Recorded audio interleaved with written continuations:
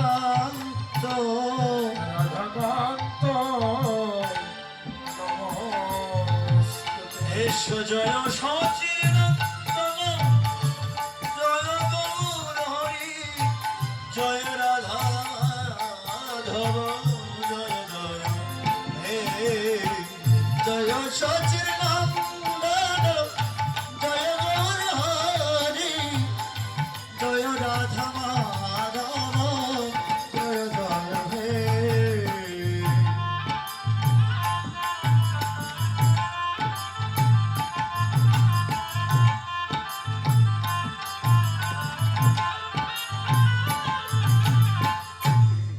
তপ্ত কাঞ্চনা গৌরাঙ্গিনী রাধে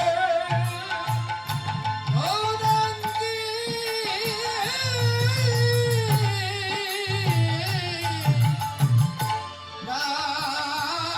রাধে বৃন্দাবনেশ্বরী রাধা বৃন্দাবনেশ্বরী বৃষভানুসুতে দেবী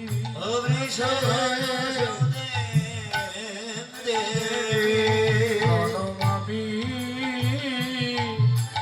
হরি জয় সচিদানন্দ জয় গৌর হরি জয় রাধা মাধব জয় জয় হে জয় সচিদানন্দ জয় গৌর হরি জয় রাধা মাধব জয় জয় হে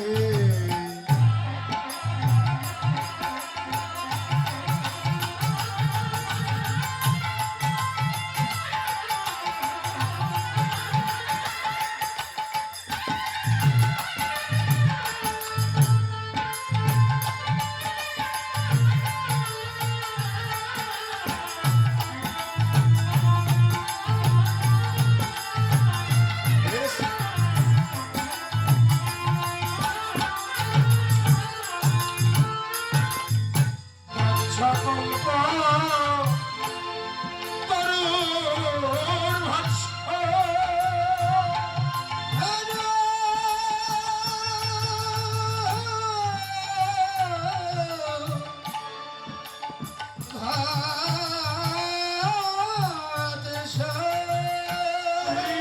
সিন্ধু ভয়ে বচ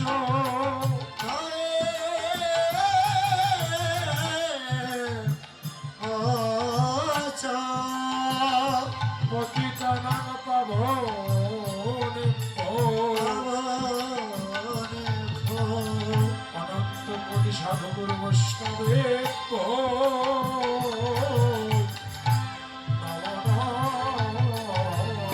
জয় সচিদানন্দ জয় গৌর হরি জয় রাধা মাধব জয় জয় হে জয় সচিদানন্দ জয় গৌর হরি জয় রাধা মাধব জয় জয় হে আর হরে কৃষ্ণ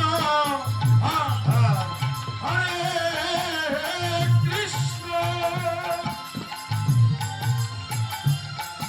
কৃষ্ণ কৃষ্ণ হরে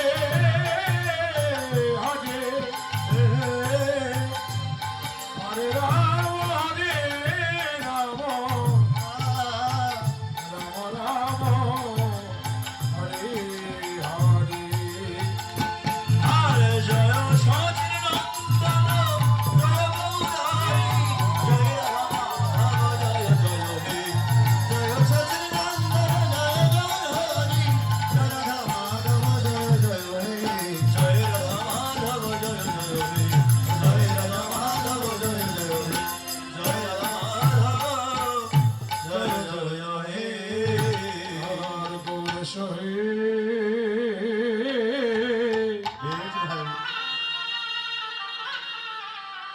শ্রী সচি নন্দন গো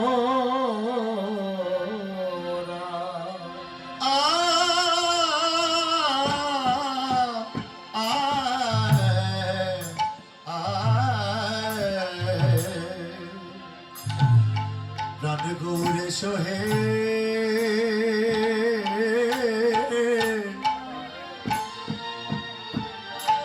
শ্রী সচে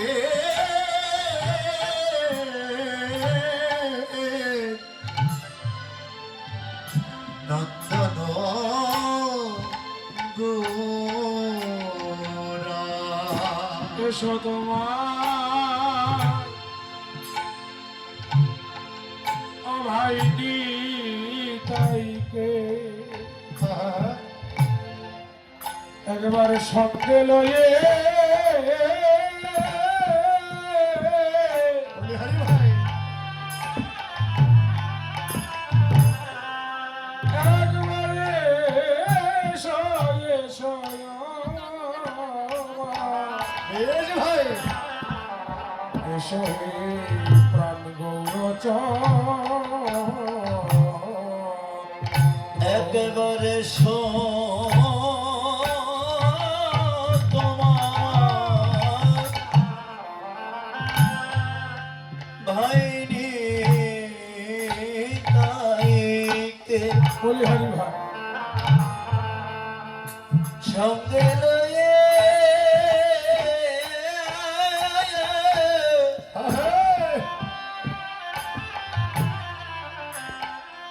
একেবারে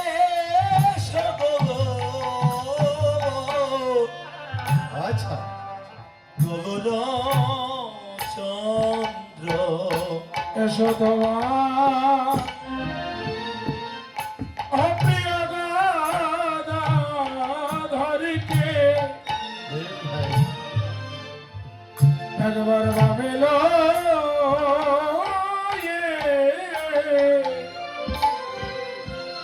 একবারে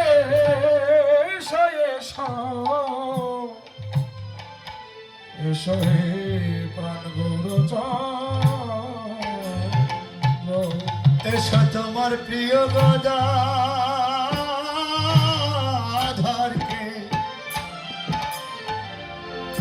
গৌর তোমার বামে লয়ে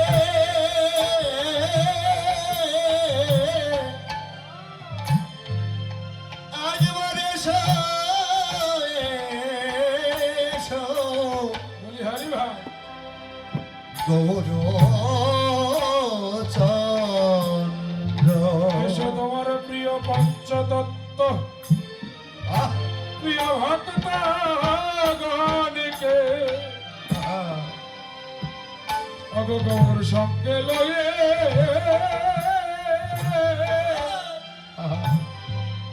একবারে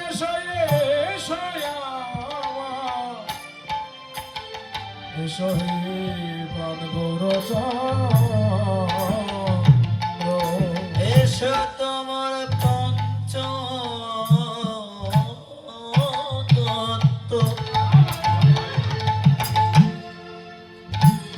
আরে সরল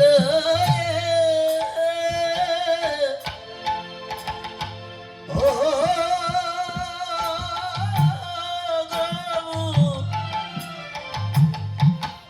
একেবারে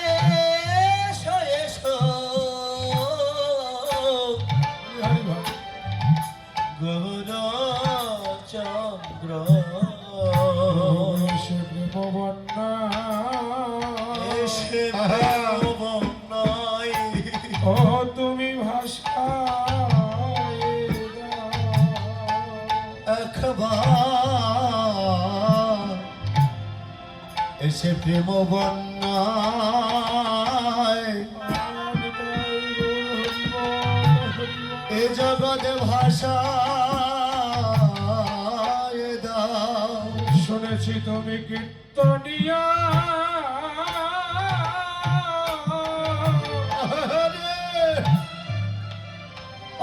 গৌর তুমি কীর্তনিয়া অগণত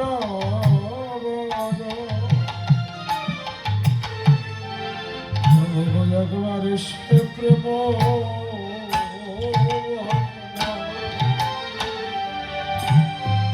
এই জগৎ ভাষা তুমি যে কীর্তনিয়া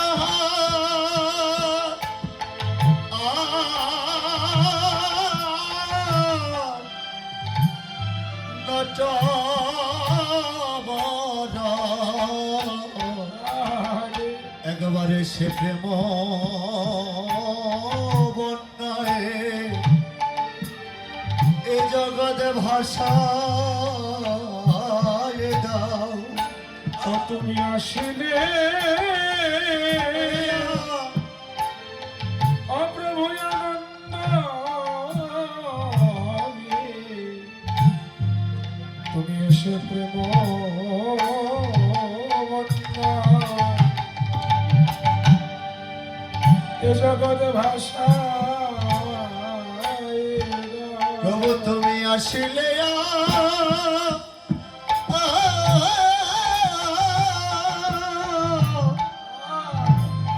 জীবের আনন্দ হবে। বলি হরি ভাই একবারে সে প্রেম বন্যায় এ জগৎ ভাষায় দাও। তুমি আসিলে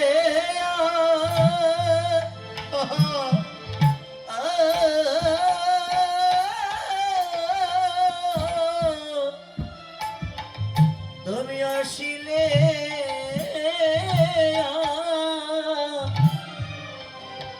এই জীবের আনন্দ হবে। বলি হরি ভাই এসে নম প্রেম বন্যায় তুমি ভাষায় দাও। প্রভু একবারে সে তোমার কীর্তন ও প্রভু তুমি করো প্রভু এসে তোমার কীর্তন প্রভু তুমি করো। প্রভু একবারে সে তোমার যন্ত্র আরে অগর তুমি ধরো এসে একবার তোমার কীর্তন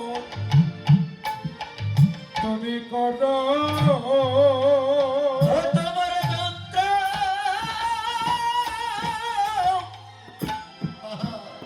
তুমি ধরো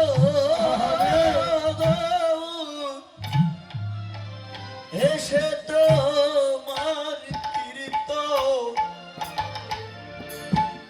প্রভু তুমি করো।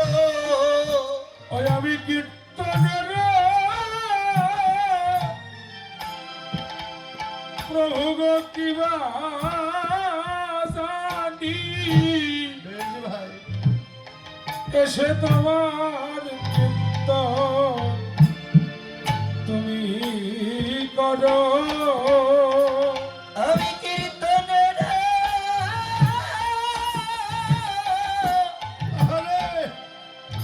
কিবা জানি গো এসে তোমার কীর্তন প্রভু তুমি করো। অগর আমি কীর্তনের অগর কি না জানি এসে তোমার কীর্তন তুমি করো কীর্তনের কিবা জানি তোমার কীর্তন তুমি করো। আমি কীর্তনের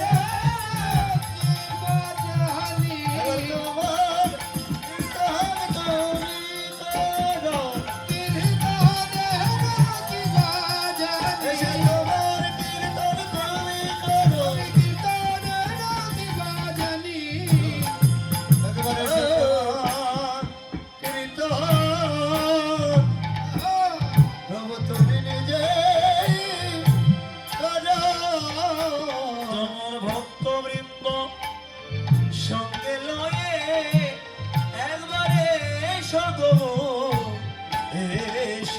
প্রাণ গোরে সোহে এসো শ্রী এসেছে নন্দনগর ও দামিনী ও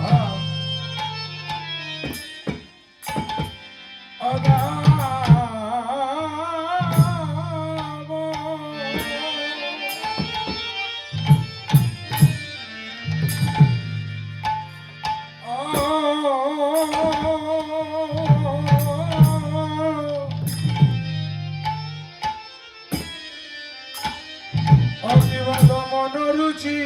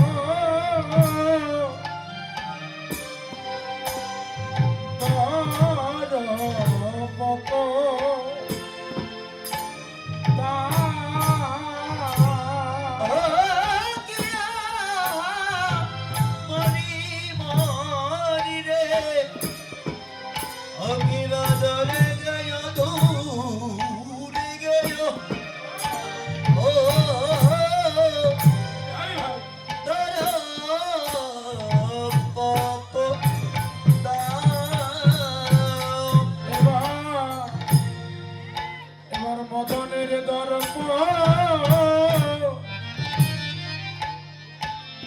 চূর্ণ হলো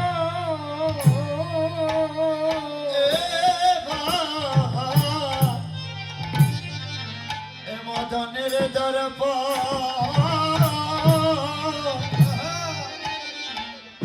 চূর্ণ হলো ওই নাগর রূপে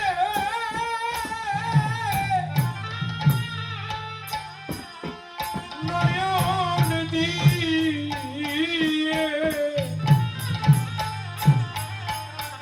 দেখো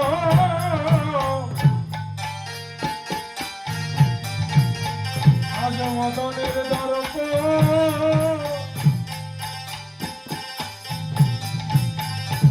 চূর্ণ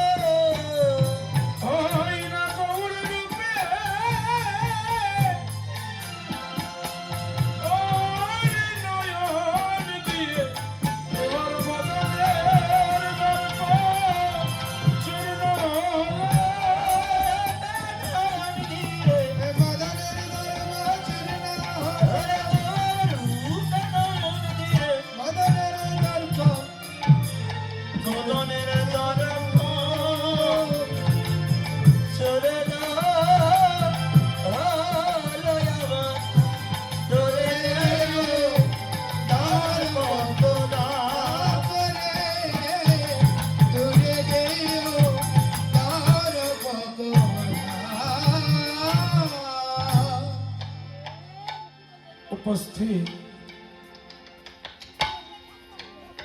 কৃষ্ণ অনুরাগী, গৌর অনুরাগী, আমার গৌরের রূপ সাগরে অবগাহনকারী সকল সাধুগুরু বৈষ্ণব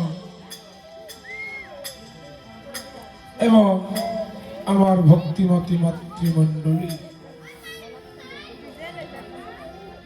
আপনাদের রাতল চরণে রহিল আমার অন্তরের অন্তরস্থল হতে শত সহস্র কোটি প্রণাম দণ্ডবত। আপনারা আগে আগে বসে। বাবা, অল্প কজন মানুষ তো, আসলে অল্প কয়েকজন মানুষ, যদি একটু কাছাকাছি না এসে বসেন আসলে আনন্দ হবে না। শেষ আর 2-4 ঘন্টা আছে, বসে আসবো। একটু কাছে এসে বসেন, কারণ মায়া না কায়া না দেখলে তো আর মায়া হয় না। তো বাবা,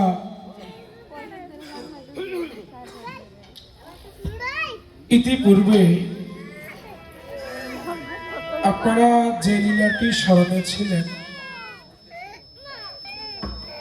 পালা অনুসারে সেই লীলাটির নাম ছিল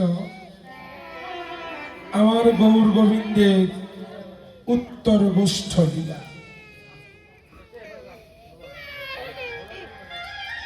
এখন আমরা যে লীলাটি স্মরণে ব্রতী হব, পালা অনুসারে এই লীলাটির নামকরণ করা হলো রূপ। এই রূপটি দর্শন করে যদি কারো মনে রূপ দেখবার বাসনা জাগে, তবেই তাহাকে বলে অনুরাগ। বৃন্দাবনে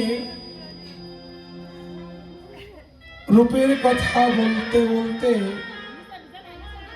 এক সময় রায়ধনীর রূপের প্রতি অনুরাগ এসে যায়। এই দুটি শব্দের সংমিশ্রণে পালাটির নামকরণ করলেন কি?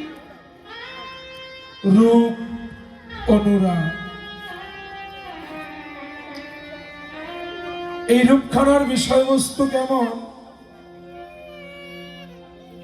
বৃন্দাবনে সাজের বেলায় ভরা কলসির জল ঢেলে ফেলে দিয়ে শ্রীমতী রায়ধনী ভর সন্ধ্যা বেলা গিয়েছিল যমুনায় জল ভর্তি।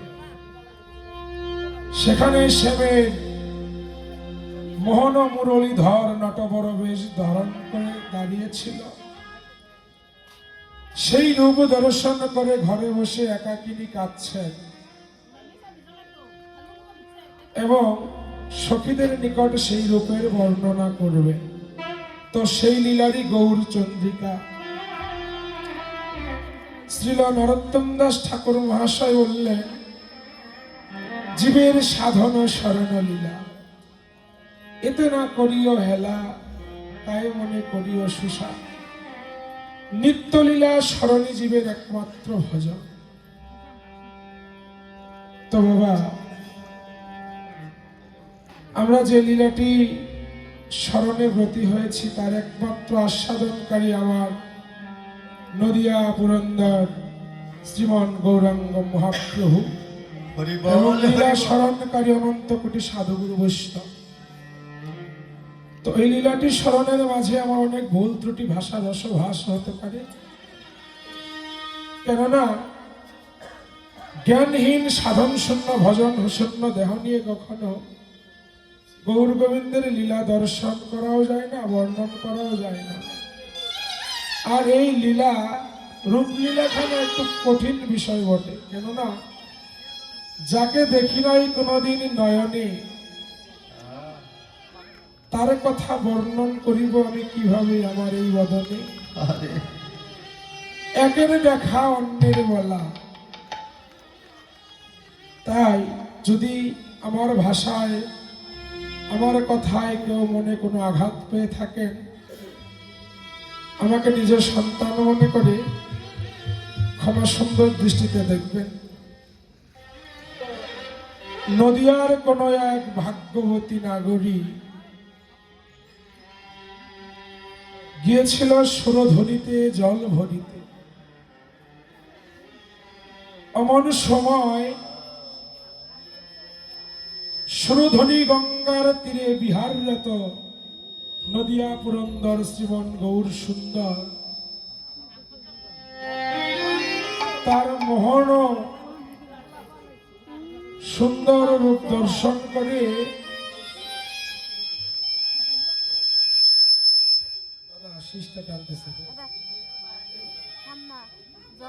নাগরী ঘরে বসে একা একা কাঁদছে। আহা নদে নাগরী সুরধ্বনিতে জল ভরতে গিয়ে জল ভরা তার হয়নি। গৌরের রূপ দর্শন করে ঘরে বসে কাঁদছে। গৌরের রূপ দর্শন করে নাগরীর নিজের বলতে যা কিছু ছিল, জীবন যৌবন দেহ মন প্রাণ সকল কিছু সঁপে দিয়েছেন আমার গৌর হরির চরণ। তাই তো হবার কথা গো, ওই মধুর মূরতি যদি কেউ একবার নয়নে দর্শন করে,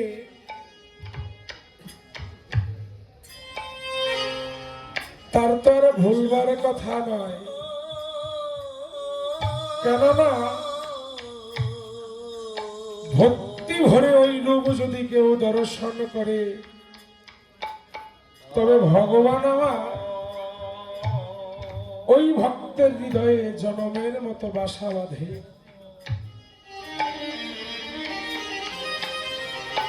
ওই রূপ দেখা মানুষটি যতই ভুলতে চাক না কেন, আমার গৌর হরির রূপ কখনো ভুলতে পারে না। আমার ভগবান তো ভক্তবৎসল। নদে নাগরীরও আজ তাই হয়েছে। নদে নাগরীর হৃদয়ে মাঝে প্রাণ গৌরাজ বাধা পড়েছে। ভক্তি শাস্ত্র বললেন ভগবানের ওই রূপ দর্শন করে যে মায়ায় পড়ে যায়, তার ভোলা তো হয় না বটে। ভগবান কোনদিন তাকে ছেড়ে কোথাও যান না। এই জন্য ভাগবতে ভগবানের আরেকটি নামকরণ করা হয়েছিল অচ্যুত। অচ্যুতকে ন অচ্যুত, যিনি কখনো কোথাও সরে যান না, চ্যুত হন না। শ্রীধর স্বামীপাদ ভগবানের আরেকটি নামকরণ করলেন অচ্যুত। আপনারা জেনে থাকবেন, একটু আস্বাদনের জন্য বলতে হয়, বিল্বমঙ্গলের নাম তো সবাই শুনে থাকবেন। সেই বিল্বমঙ্গল অন্ধ হয়ে যখন বৃন্দাবনের পথে পথে ঘুরছে, তিনি প্রতিজ্ঞাবদ্ধ হলেন যতক্ষণ না পর্যন্ত ভগবানের কৃপা লাভ না হবে তিনি জলস্পর্শ করবেন। অনাহারে ঘুরতে লাগলেন বৃন্দাবনে। আমার ভগবান তো সব সইতে পারেন গো। ভক্তের মনের কষ্ট, ভক্তের দুঃখ জ্বালা যন্ত্রণা তো আমার ভগবান সইতে পারেন না। আপনারা আরো জেনে থাকবেন, বলিরাজাকে ভগবান বলেছিল, ওগো বলি, তুমি যদি স্বর্গে যেতে চাও তোমার সঙ্গী হবে 100 জন মূর্খ, আর যদি পাতালে যাও তোমার সঙ্গী হবে 5 জন পণ্ডিত। বলিরাজা বললেন, প্রভু, একজন মূর্খের জ্বালায় জীবন অতিষ্ঠ হয়ে যায়, শত মূর্খে স্বর্গে মম কোনো কাজ নাই, পঞ্চপণ্ডিত লয়ে আমি রসাতলে যাব। কিন্তু প্রভু গো, আমি পঞ্চপণ্ডিত লয়ে রসাতলে যাব ঠিক, কিন্তু আমার মনে যে একটা আরজি আছে গো। ভগবান বললেন কি, আমি পঞ্চপণ্ডিত লয়ে রসাতলে যাব ঠিকই, কিন্তু আমার দ্বারের দাঁড়ি হয়ে তোমাকে থাকতে হবে। ভগবান কিন্তু আজও বলিরাজার দ্বারের দাঁড়ি হয়ে আছে। বাবা এখন প্রশ্ন আসতে পারে, বলিরাজাটাকে?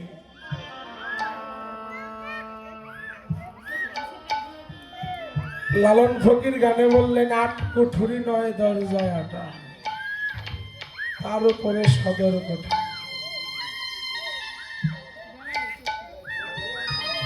এই বলিরাজার দ্বারের দাঁড়ি হয়েও ভগবান আজ রয়েছে। ৯টি দরজার দ্বারের দাঁড়ি হয়ে আছে। ৯টি দরজা কি কি? সৎ গুরুচরণ আশ্রয় করে, গুরুচরণ ধরে গুরুর সঙ্গে থেকে ৯ দরজা মাহাত্ম্যখানা আমাদের জানা উচিত। ভগবান আরো দৃষ্টান্ত দিলেন। কেমন? প্রহ্লাদকে হিরণ্যকশিপু বললেন, ওরে দুরাচার, তুই তো আমার অসুর কুলের কুলাঙ্গা, তুই যে এত হরি হরি করিস, তোর হরি কোথায় থাকে রে? প্রহ্লাদ বললেন, বাবা, আমার হরি তো সর্বত্র বিরাজমান। হিরণ্যকশিপু বলছেন, বলিস কি রে, তোর হরি কি স্ফটিক স্তম্ভের মধ্যেও বিরাজমান? ভগবান বললেন, প্রহ্লাদ বললেন, হ্যাঁ গো, আমার ভগবান এই স্ফটিক স্তম্ভের মধ্যেও বিরাজমান। সঙ্গে সঙ্গে লাথি মারলেন।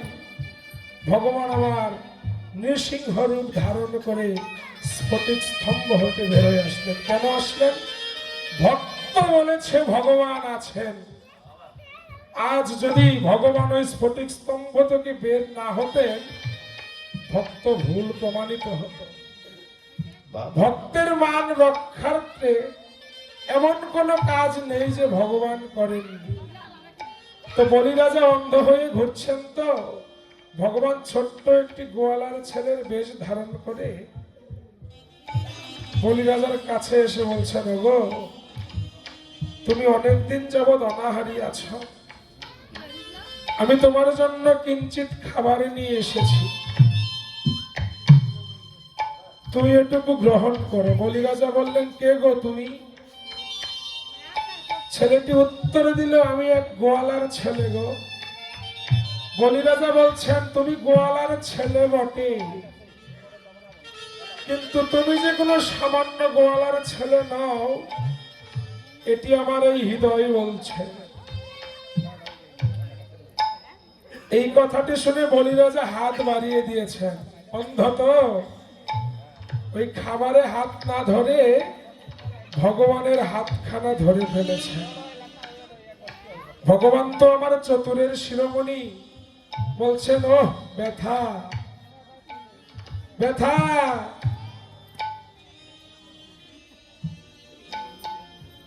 বিল্বমঙ্গল বললেন, আহারে, আমি তোমার কোমল হাতে ব্যথা দিয়ে ফেললাম, এই বলে একটু ঢিলা করে ধরেছে।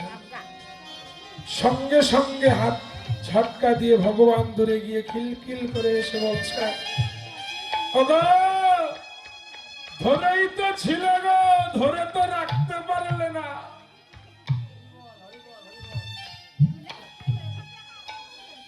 বিল্বমঙ্গল পুরাণে বললেন, জোর করে হাত ছাড়াইলে হরি, এতে কি যায় তোমার বলিহারি? আমার এই হৃদয় হতে যদি ছাড়িতে পারো, তবেই বুঝিব তুমি কত শক্তি ধরো। তাই ভগবানকে যে একবার হৃদয়ে ভক্তি সহকারে বাঁধে, ভগবান কখনো তার হৃদয় হতে সরে যান না। তাই নদে নাগরী আজ ওই রূপ দর্শন করে ঘরে বসে একাকিনী কাঁদছেন। শুধু নদে নাগরী কেন, ওই রূপ একেবারে যে দর্শন করে তার তো কাঁদিতে কাঁদিতে জনম যাই গো, জনম যাই গো। ওই রূপ একেবারে যে দেখেছে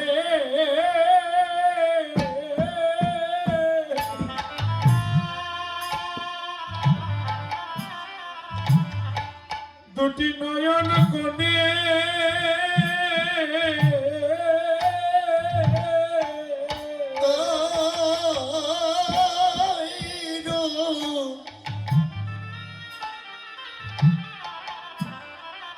মূর্তি একবারে যে দেখেছে। বলি হরি ভাই, এই দাদা সাউন্ড কিন্তু আগেরটা নাই, নষ্ট হয়ে গেল সাউন্ডটা। অজর নয়ন কুনে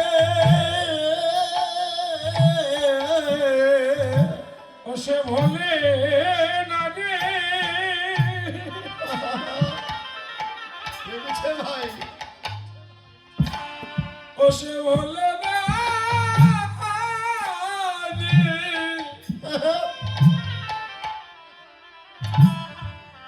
ও তার জীবনে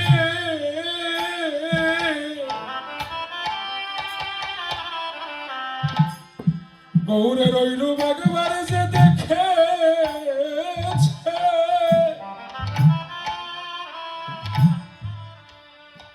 দুটি নয়ন কোণে,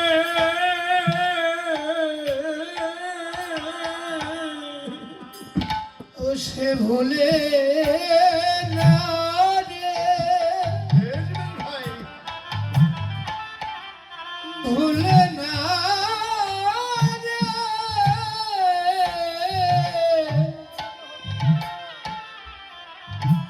ওদের জীবনে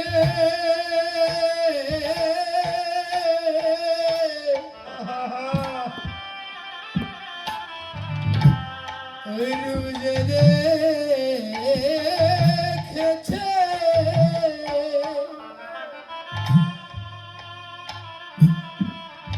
দুটি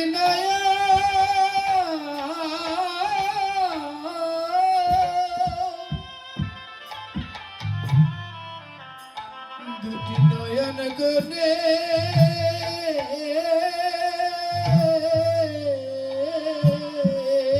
ওরে সে ভোলে না রে,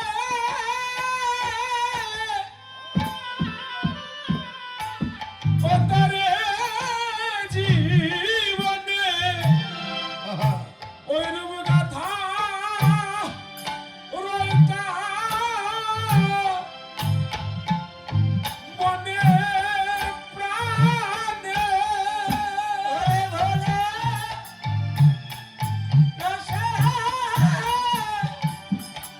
এই জীবনে কথা রইতা মনে প্রাণে। ভোলে না সে এই জীবনে রইতার জীবনে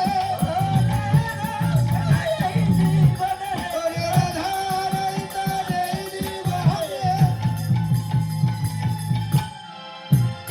ওরে কথা রইতে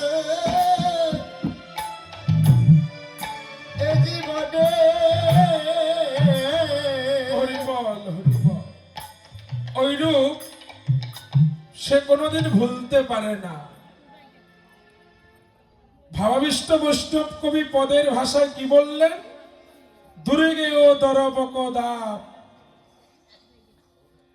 আবার বললেন মদনের দর্প চূর্ণ হলো।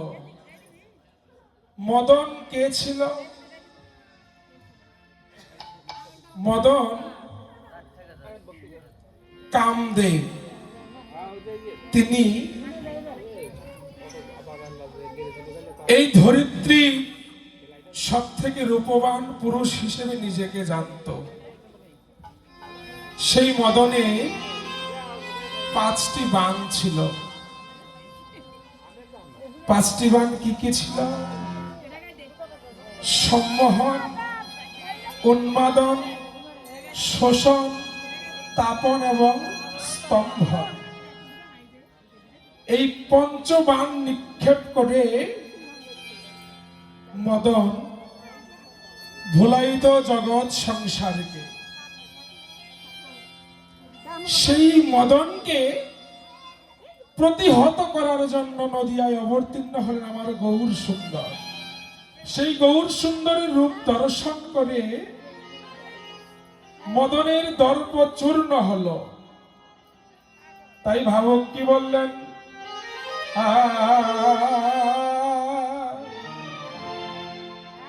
এলো নবীন মদন, এলো নবীন মদন, সেজে এলো নবীন মদন, সেজে এলো নবীন মদন। শুধু মদন নয়, ভাবুক আরো যোগ করলেন কি? সেজে অপ্রাকৃত নবীন মদন, সে যে অপ্রাকৃত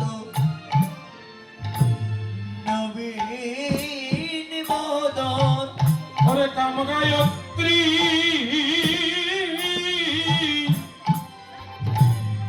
যার উপাস পেল নবীন মদন, হরে কাম গায়ত্রী যারো পাশ পেল নবীন মদন। ওরে কাম গায়ত্রী যার উপাস এলো প্রাকৃত নবীন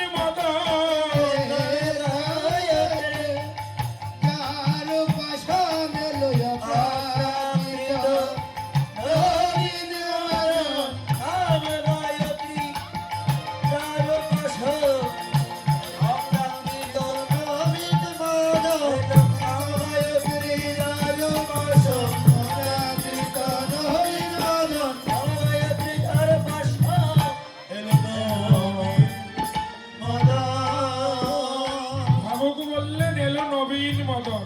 আরো কি বললেন? অনিল মদনের রাজ্য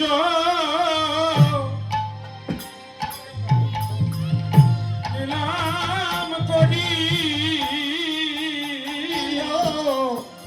নিলয় মদনের রাজ্য অরে নিলাম করি। ওই না নবদ্বীপে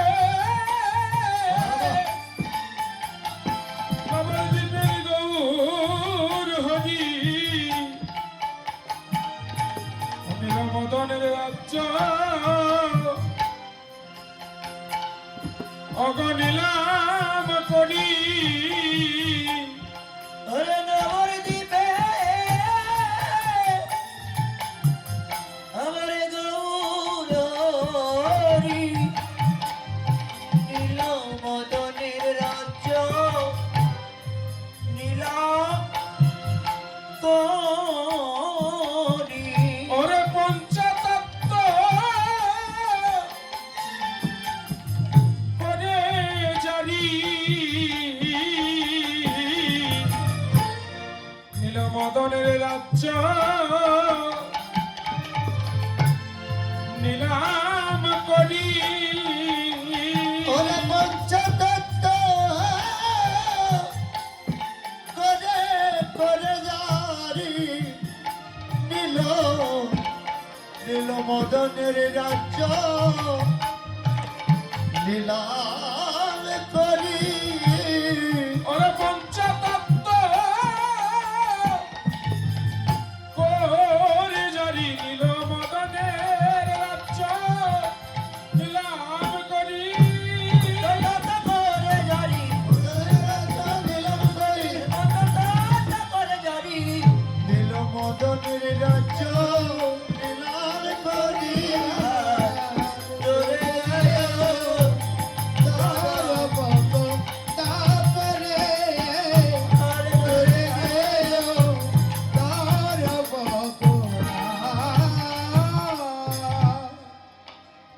নদনাগরী রূপ দর্শন করে আরেক নাগরীকে বলছে, নাগরী আমি গিয়েছিলাম ভর সন্ধ্যাবেলায় সুরধরিতে জল ভরতে, আমি কি দেখলাম জানিস?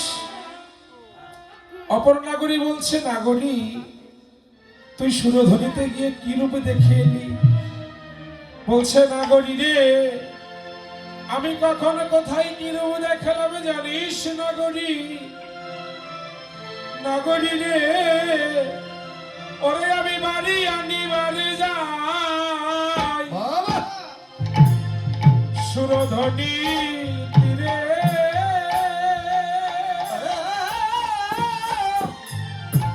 আমি বাড়ি আনিবারে যাই সুরধনির তীরে, আমি বাড়ি আনতে গেলাম সই, আমি বাড়ি আনতে গেলাম সয়ে, ওই না পবিত্র জান হবির তীরে, আমি বাড়ি আনতে গেলাম সই, না পবিত্র জান হবির তীরে, আমি বাড়ি আনতে গেলাম সয়ে, না পবিত্র জান হবির তীরে, আমি বাড়ি আনতে গেলাম সয়ে, আমি বাড়ি আনি বাড়ি যাই সুরধনি তীরে, বারে রে বারে যায় সুরধনির তীরে, দেখলাম আকাশ শশী আসি যেন উদয়নী রে, দেখলাম রাখা শশী যেন উদয় নীরে, যেন জাদুদয় হয়েছে, চাঁদোদয় হয়েছে, যেন জাদুদয় হয়েছে, চাঁদোদয় হয়েছে, ওই না সুরধনি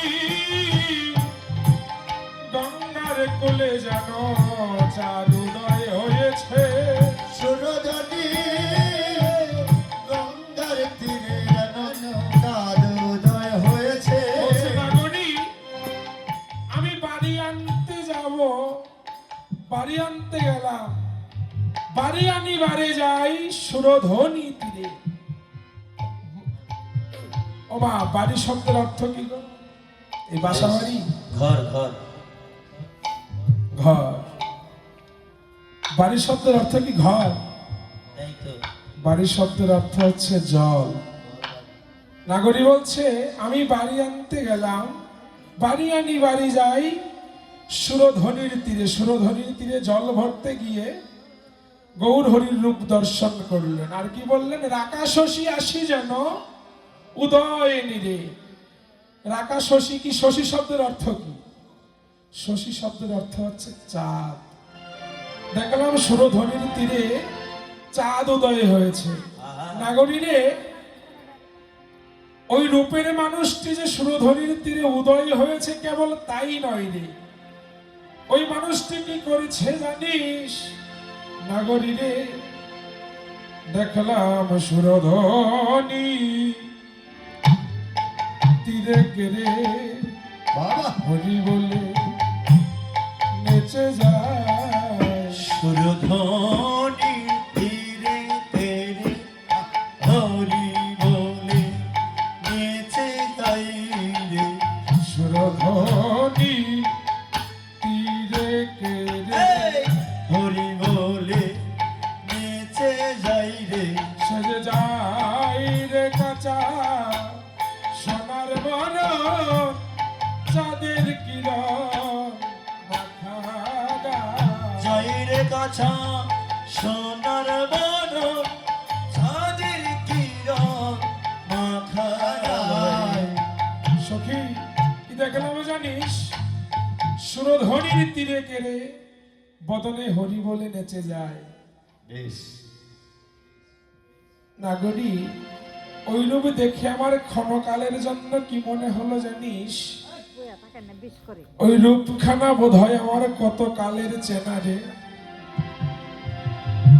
ভাবুক বৈষ্ণব কবি বললেন, হ্যাঁ গো চেনা তো হবারই কথা। নন্দ সুত বলি যারে ভাগবতে গায়, সেই কৃষ্ণ অবতীর্ণ নদিয়ায় শ্রী চৈতন্য গোসাই। তাই চেনা থাকবারই তো কথা। নাগরী বললেন, হ্যাঁ রে, আমার ক্ষণকালের জন্য কি মনে হলো জানিস? ওরে সে তো নয় দে, দেখেছি জানে,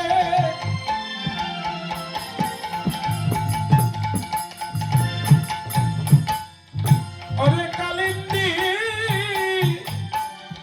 যমুনার কোলে, তো নয় রে, দেখেছি রে কালিন্দীরা